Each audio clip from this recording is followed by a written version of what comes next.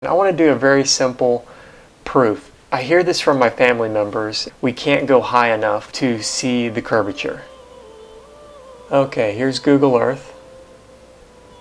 I live in Austin, Texas, so just for my own sake, for reference, I'm going to do a line to kind of show what we should see. You can already see there's curvature, okay? But I'm going to make a point here. So here we are, Oklahoma City to Austin, Texas. It is about 358 miles away. Eye altitude right here, 20.78 miles. So that is where the camera is, essentially. That's where you're floating if you were in a balloon. 20.78 miles, it's 109,000 feet, 718, okay? 109,000. You see the curvature right there. 109,000 feet. I'll put a line in here. Here is 120,000 feet. It's flat. It's not at all what we see from Google Earth. Because Google Earth is following 8 inches per mile squared. In other words, take the mile, if you're 10 miles, times 10 miles, that's squaring it, times 8 inches divided by 12, and that's how many feet of curvature you should see or experience, as we all know. So look at the difference. It's freaking flat. Look at this. It's flat. I drew a line. I dared to draw a line. Just toggle. Look at the difference. Do this for yourself. Come on. 110,000 feet. So actually, the balloon is up another 10,000 feet. So we should see even more curvature. So there you go. Very simple proof. Let's do more of this in the Flat Earth community because my brother's a freaking idiot. He won't face it. He won't talk about it. He thinks I listen to flat news. He thinks I listen to fake news. So that's his comeback. No, not going to investigate anything. I listen to fake news. Yeah, right.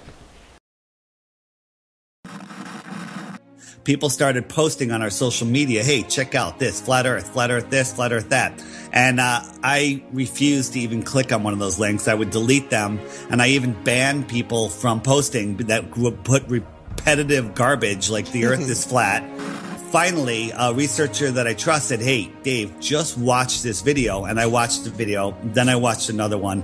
Then I watched another one. And after watching a whole bunch, I said, okay, I'm going to go in and debunk this. And that's the greatest thing a ball believer can do is go in and try to debunk the flat earth. Because if they do it with a rational mind and using the scientific method, they will come out on the other side knowing that we do not live on a spinning ball flying through space at ridiculous speeds in 4 different directions at once, where the stars reset every year to the exact same position.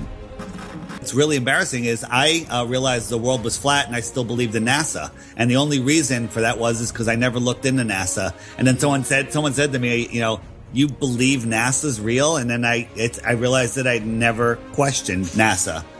Somebody said, you believe we went to the moon? And I'm like, yeah. And they're like, have you ever looked into it? I'm like, no. And then I looked into it. It took 10 minutes. 10 minutes. 10 minutes is all it takes is to see that NASA is horrible at what they do. They're horrible at faking it. They must be doing it on purpose because I could do better and I'm not a graphics person. The funny thing is, you know, the people that believe in NASA, the only reason they believe in NASA is because they haven't actually looked at anything NASA does. NASA is a CGI agency, period. That's it. With all that motion, parallax, you know, stars are supposedly scattered all over the place, and you know, a year later, the stars are in the exact same position they were a year before. That's impossible. That proves that the stars are fixed and rotating above us, and we are not moving. There's no other explanation. Wrap your head around it, and that's the way it is.